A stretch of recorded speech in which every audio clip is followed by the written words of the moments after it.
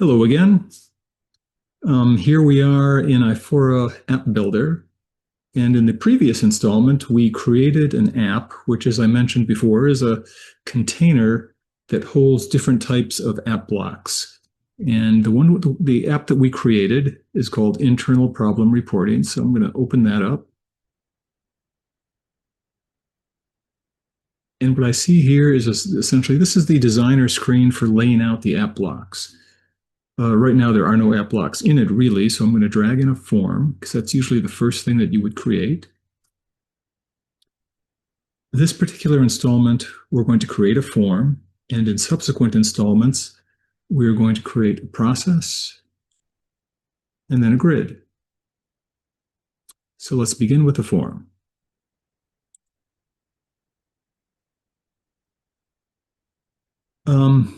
The initial screen is very easy. You just have to give it a name. And again, this is going to be part of the problem reporting application. So we're just going to give it the simple name, problem report.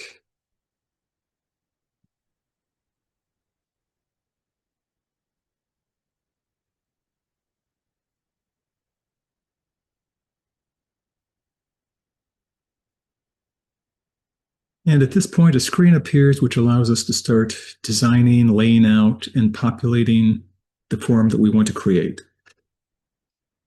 Over here, we have something called containers, and I know I've already called an app a container, but these are form containers. And what that is they're rows of cells that allow us to lay out and position fields and other widgets in a form.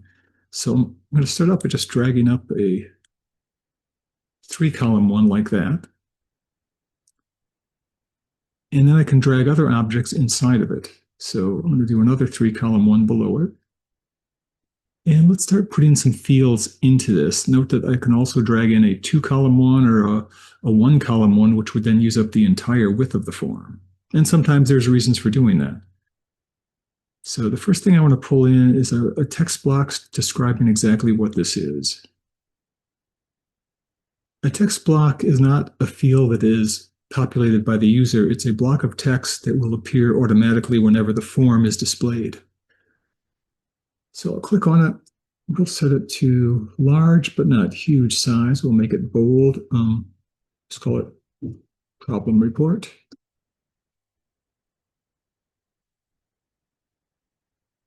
And now to make this just look a bit more interesting, let's add an image to it as well. I'll put this over here.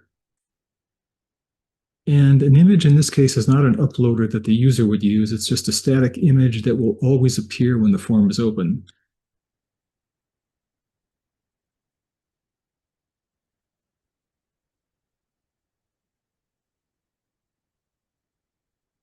Okay, since people are filling out a form, we'll just show a picture of hands filling out a form.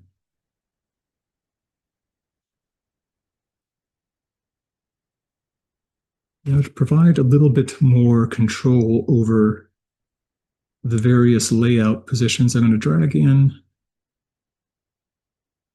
a couple of row columns here, single ones, to just show how you can put a container inside a container. And let's put a field in here now, which is just a standard text field. We'll call this one here problem name. And as I started typing, I automatically capitalized the first one. And for the widget name, it really has to be all lowercase without any spaces or punctuation. For the label, which is what the user will see on top of it, we'll just put problem name. And about the only thing other I need to specify is accessible by other app blocks, which means that grids and processes can get at this particular piece of information in the backend document. And in terms of the width, that's defaulting to about 208 pixels wide, which makes it look like this. But at the same time, if I just said adjust to size of parent, it automatically adjusts to the size of the container. So I'm going to do that. The next thing I want to do is add another field.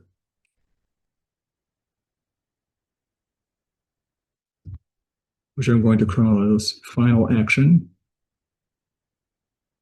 And that's going to be where it displays what we're doing about this. Has it been resolved? Has it been fixed? Is it going to be corrected? Uh, or is it considered just something that can be ignored for now? So this is going to get filled in automatically by the process itself. So what I'm going to do for now is just give it a label,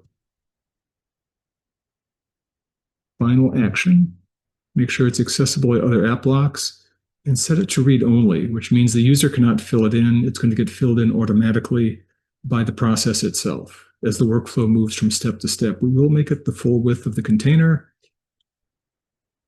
and we'll update it like that.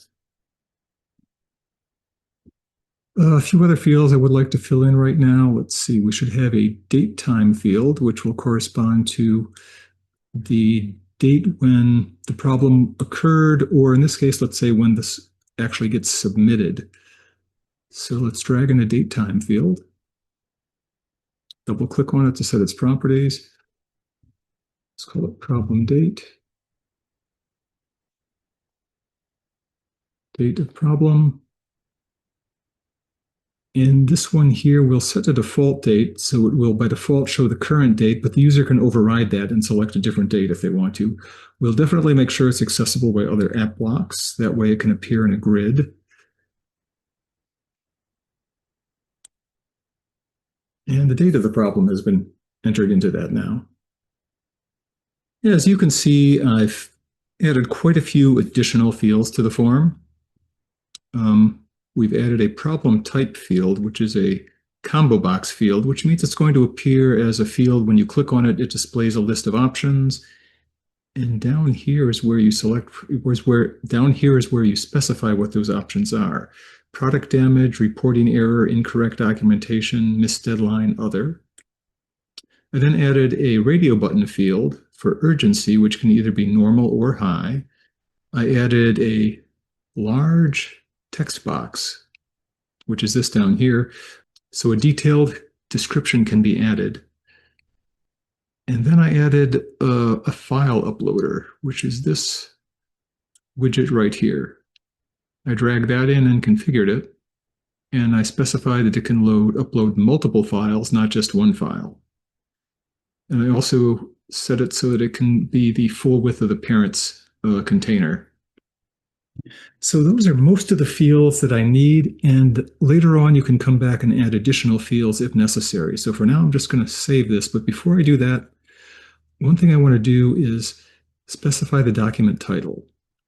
You should specify one of your fields, in this case it's going to be the problem name, that's going to serve effectively as the title of the document. So we'll set that, and then I will do save. And that's it. For now, the form has been created, and in the next installment, we're going to then work on defining the process for that form.